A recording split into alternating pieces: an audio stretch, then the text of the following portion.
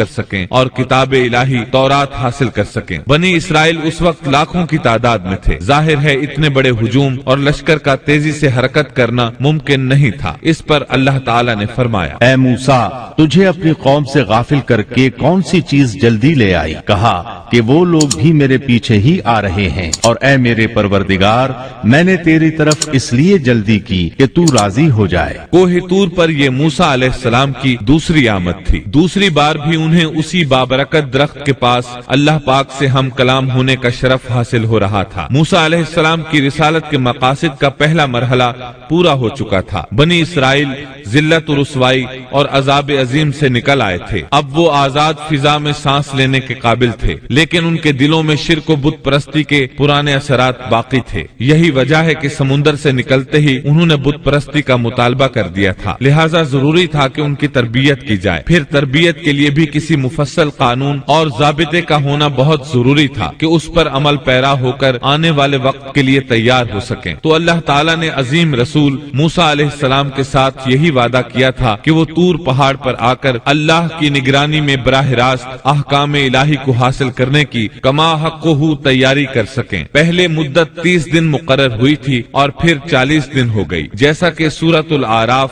آیت 142 میں اللہ تعالیٰ فرماتے ہیں، اور ہم نے موسیٰ سے 30 راتوں کا وعدہ کیا اور مزید 10 راتوں سے ان 30 راتوں کو پورا کیا، سو ان کے رب کی مقررہ مدت 40 راتیں ہو گئیں۔ موسیٰ علیہ السلام اپنی قوم سے رخصت ہوتے وقت اپنے بھائی ہارون علیہ السلام کو اپنا خلیفہ بنا گئے تھے، جیسا کہ اللہ تعالیٰ سورۃ الاعراف آیت 142 میں فرماتے ہیں، اور موسیٰ نے اپنے بھائی ہارون سے کہا، تم میری قوم میں میری جانشینی کرنا اور ان کی اصلاح کرتے رہنا اور فساد کرنے والوں کی راہ پر مت چلنا۔ موسیٰ علیہ السلام اپنی قوم کو چھوڑ کر چلے گئے۔ انتظامی معاملات کے لیے ان میں ایک حاکم بھی مقرر کر گئے، یعنی اپنے بھائی ہارون کو، جو اللہ کے نبی تھے۔ ان 40 ایام میں موسیٰ علیہ السلام اپنے پروردگار سے براہ راست کلام کرتے رہے، یعنی درمیان میں وحی کا واسطہ بھی نہیں تھا۔ اللہ تعالیٰ بھی ان سے بغیر کسی واسطے کے کلام کرتے رہے۔ اسی وجہ سے آپ کا لقب کلیم اللہ ہے، یعنی اللہ سے کلام کرنے والا۔ اللہ سبحانہ و تعالی